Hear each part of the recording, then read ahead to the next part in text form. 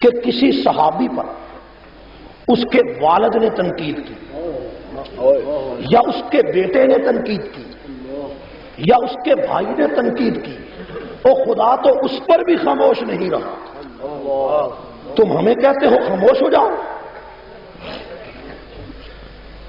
اللہ حضور علیہ الصلوۃ والسلام کے جانثار رفیق ہجرت صدیق اکبر رضی اللہ تعالی اپنے مکان کی حویلی میں بیٹھے کہ ان کے والد آئے اور بھری محفل میں ابو بکر کو برا کہنا شروع کر دیا، اور کیا کہا کہ ابو بکر تجھے ہوا کیا ہے؟ میں نے جو 40,000 درہم تجھے دیا تھا کپڑے کی تجارت کے لیے دیا تھا، تو نے وہ سارے پیسے ان غلاموں کو آزاد کرانے پہ لٹا دیے۔ یہ تنقید کس نے کی؟ والد نے کی، اور والد کا حق تھا کہ بیٹے پہ تنقید کرے، حق تھا یا نہیں تھا؟ اوے تنقید کرنا حق تھا۔ باپ کیا کہتا ہے؟ بیٹا یہ جو حبشے کے بلال کو تو نے آزاد کرایا 8,000 درہم دے کر، یہ جو تو نے عامر بن فہیرہ کو آزاد کرایا 4,000 درہم دے کر، یہ جو ابو فقیہہ کو آزاد کرایا تو نے 2,000 درہم دے کر، یہ جو ان صوبان اپنے غلام کو آزاد کرایا 6,000 درہم دے کر، تو نے یہ پیسہ جو کپڑے کی تجارت کے لیے تجھے دیا تھا یہ پیسہ ان غلاموں پہ کیوں لٹا دیا؟ باپ نے ابھی تک رسول اللہ کا کلمہ نہیں پڑھا تھا، باپ کے ذہن میں یہ تھا کہ میرا بیٹا ابو بکر ان نوکروں پہ ان غلاموں پہ اس لیے پیسہ لٹاتا ہے تاکہ یہ غلام میرے بیٹے کو سردار مانے، چودھری مانے، بڑا مانے۔ باپ نہیں جانتا تھا کہ اس میں راز کیا ہے، یہ عشق کی کون سی منزل ہے، یہ محبت کا کون سا راستہ ہے، یہ وجد کی کون سی منزل ہے۔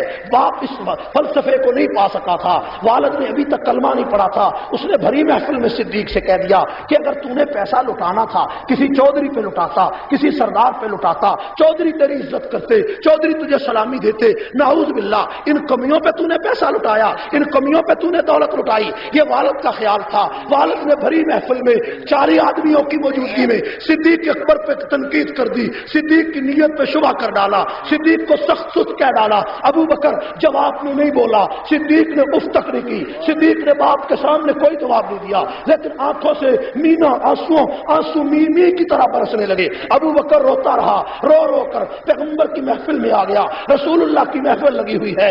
صدیق نے سارا واقعہ سنایا کہ میرا باپ کہتا ہے کہ جو دولت تو نے غریبوں پہ لٹائی، کیوں لٹائی؟ اپنی چدراہٹ کے لیے لٹائی، اپنی بڑائی کے لیے لٹائی۔ ابو بکر یہ بات پیغمبر کے سامنے رو کر بیان کر رہے تھے۔ قریب یہ تھا کہ پیغمبر اس کا جواب دے دیتے، قریب یہ تھا کہ پیغمبر کہتے کہ پیغمبر ابو بکر کے والد سے کہتے کہ تم یہ تنقید نہ کرو، میں جانتا ہوں۔ قریب تھا کہ صدیق کی صفائی کملی والا پیش کرتا، اور صدیق نے رو کر یہ واقعہ سنایا۔ باپ موجود تھا، لوگ موجود تھے، ابھی یہ بات ختم نہیں ہوئی کہ آسمانوں سے جبریل امین صدیق کی صفائی لے کر اترتا ہے اور قرآن کی یہ آیت لے کر آیا، الذی یؤتی مالہ یتزکا وما لأحد عنده من نعمت تجزا الا ابتغاء وجہ ربہ الاعلی۔